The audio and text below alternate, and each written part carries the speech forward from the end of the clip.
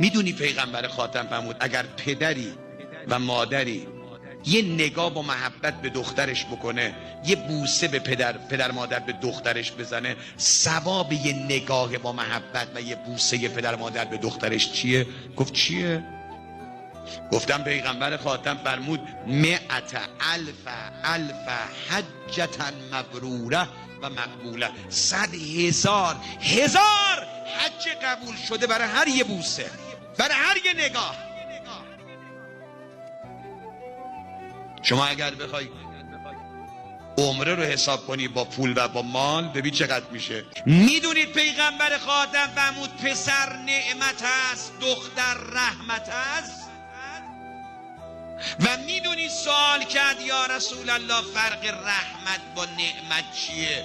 فرمود روز قیامت قرآن میگه ثم لتسألن یومئذ عن النعیم. همتون رو به صف میکنیم، نعمتایی که بهتون دادیم و ازتون بازخواست میکنیم. تو روایات 11 چیز نعمت هست، یکیش پسره. پرسید یا رسول الله و چرا دختر رحمته؟ رحمت چیه؟ فرمود رحمت جایزه ویژه خداست به بنده‌اش.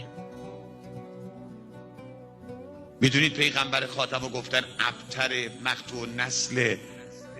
خدا یک دختر داد به خاتم انبیا، یه سوره برای اون نازل کرد که کلمه به کلمه این سوره کوثر تو کل قرآن نیست. زیباترین واژه برای ما مردا رو کره زمین لفظ باباست، به خصوص وقتی آدم دختر دار میشه. من معتقدم اگر خدا به یه پدری 100 تا پسر بده هنوز بابا نشده. دختر که خدا بهش میده میفهمه پدر بودنی. فرق دختر و پسر اینه، وقتی دختر آدم زنگ میزنه میگه بابایی کی میای، ولی پسر وقتی زنگ میزنه میگه بابا چی برام خریدی.